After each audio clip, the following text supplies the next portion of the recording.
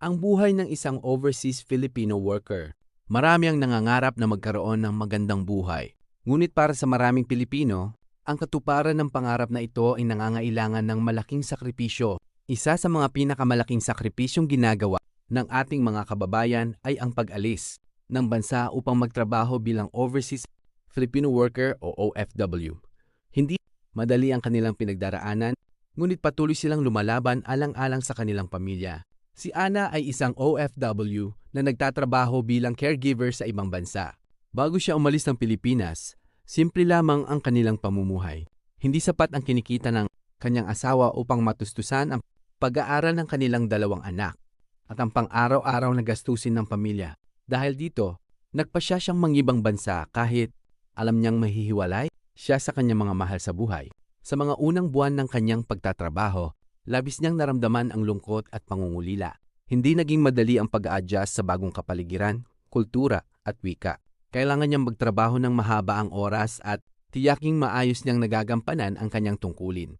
Kahit pagod na pagod siya, pinipili pa rin niyang ngumiti dahil alam niyang ang bawat oras ng kanyang pagtatrabaho ay may katumbas na mas magandang kinabukasan para sa kanyang pamilya.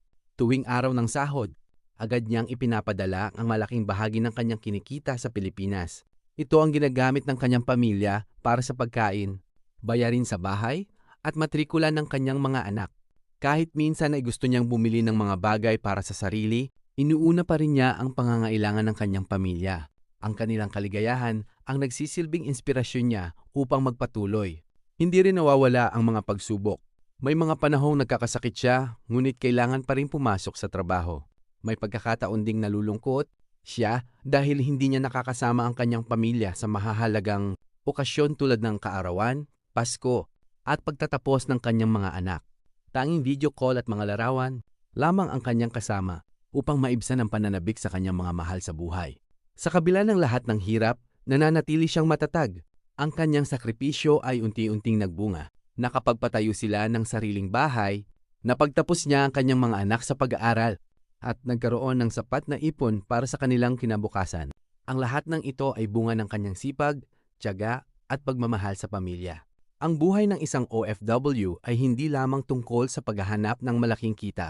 Ito ay kwento ng pagmamahal, katatagan at walang sawang pagsasakripisyo. Sila ay mga tunay na bayani ng makabagong panahon dahil handa nilang isantabi ang sariling kaligayahan upang mabigyan ng mas magandang buhay ang kanilang pamilya.